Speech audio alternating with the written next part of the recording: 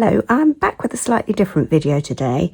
It's going to be a short one and we're not actually making anything per se, but I wanted to just think about ways we can use our nesting dies, and I'm going to focus on squares in different ways, making the most of the sets that we most commonly have. So I have got this set of nesting dies here, which I got from Craft Stash yonks ago. Creative nestable square dies, but you know, everybody's got different brands and different sizes. It doesn't matter. The principle is exactly the same. So we have our conventional ways, obviously, of cutting out little squares to use as a little panel or whatever. And we may well have thought of perhaps layering them up simply. Obviously, if you've got stitched dies and that sort of thing, the idea works exactly the same way. So that's the basics. We could then take that a little bit further and perhaps layer up more layers, whether they're ones that are right next to each other in the scale of dies, or so like those two are right next to each other, or whether they're ones that are a little bit further apart. Either way, you could layer up. So that's a simple basic way of using. Then we can create some frames. So frames with the dies, in my set anyway, next to each other, create that sort of frame, or two apart will create that. But we could take that a little bit further, couldn't we? We could lay them on top of each other.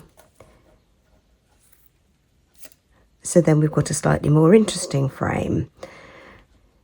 And of course, with any of these frames that I'm going to show you, or layers, you could put them through embossing folders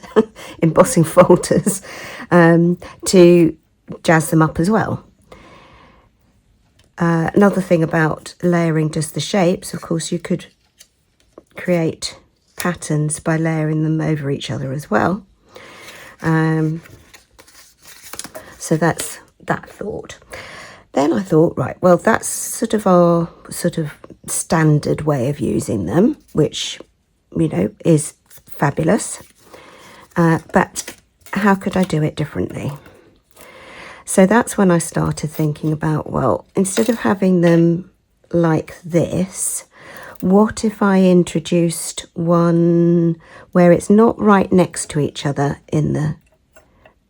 So I've got a couple of gaps in there. So I'm not using that next one, take that away. I'm using that one. And then I've left a gap and then use that one. So that they're next but one to each other. So then you could start thinking, well, what if I did them skew width?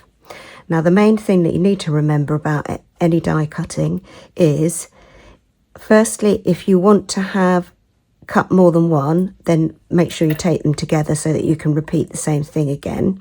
So a little bit of tape, top and bottom, and then I can cut more than one, which I've done. I'll show you in a sec.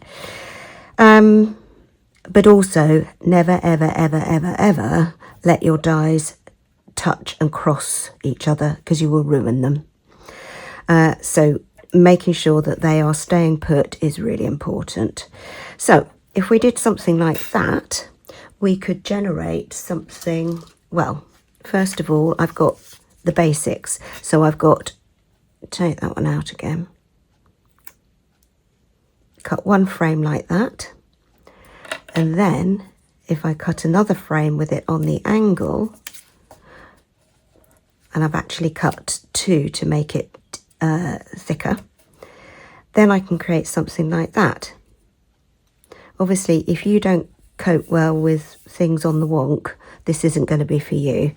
You're going to want to stick to this kind of idea.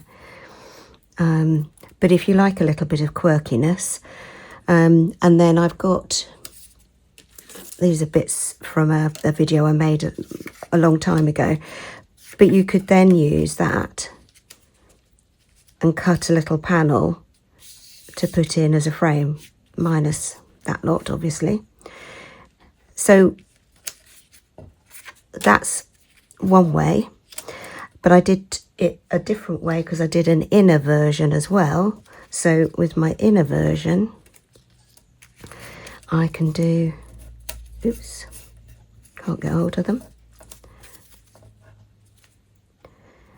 I can line up my inner square, and then I've got my other wonky one. So I've created these together, and I've got the inside and the outside. So that's another option. So we're building up our different possibilities. And again, you know, creating something to go in there would work. Then, without that conventional frame around the outside, we could then start looking at, well, what if we did something like that, even more quirky? We could go over the top or underneath with so the smaller ones on top, larger ones on top. You could put your inner square to your page, and then just put that as a quirky frame like that.